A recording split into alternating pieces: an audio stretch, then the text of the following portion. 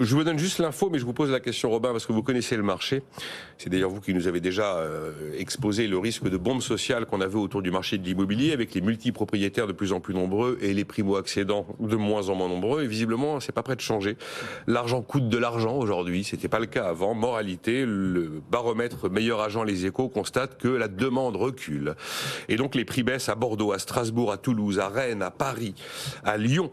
Et quelques villes sont épargnées où on observe encore des hausses. C'est le cas de Marseille, c'est le cas de Montpellier.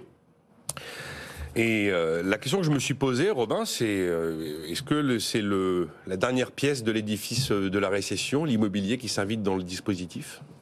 Alors, je pense qu'il y aura peu d'effet de transmission d'une crise directement immobilière et qui pourrait avoir des répercussions très fortes sur l'économie réelle.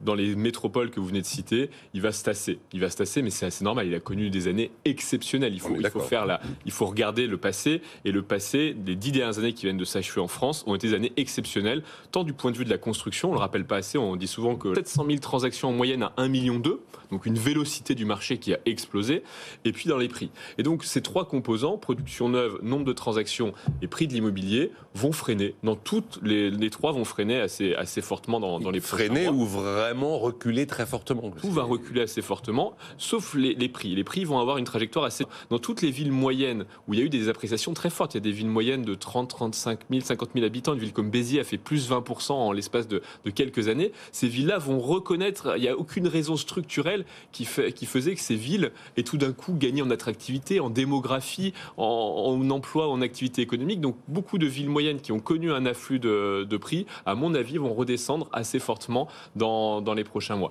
Mais donc on va avoir une crise, je ne sais pas, mais en tout cas un effet asymétrique. Les métropoles, les prix vont stagner et c'est assez normal. On arrive à des niveaux qui ne sont de toute façon plus soutenables pour les acheteurs locaux. Et de l'autre côté, les villes moyennes ou les territoires qui sont en déshérence, il faut bien voir qu'aujourd'hui on a 70 départements en France qui perdent de la population. Quand vous perdez de la population, l'immobilier baisse. C'est mathématique, mais s'il y a moins d'habitants, grosso modo, il y a besoin de moins de logements. Donc on a quand même un phénomène qui va être encore asymétrique assez fortement. En fait, vous me décrivez un marché de l'immobilier qui atterrit en douceur. Exactement. D'accord. Voilà. Vous voulez rajouter quelque chose sur l'immobilier, Olivier Babot, Gilles Berset? Il y a un truc à dire déjà, c'est qu'effectivement l'effet retour à la campagne a l'air de s'estomper. Oui.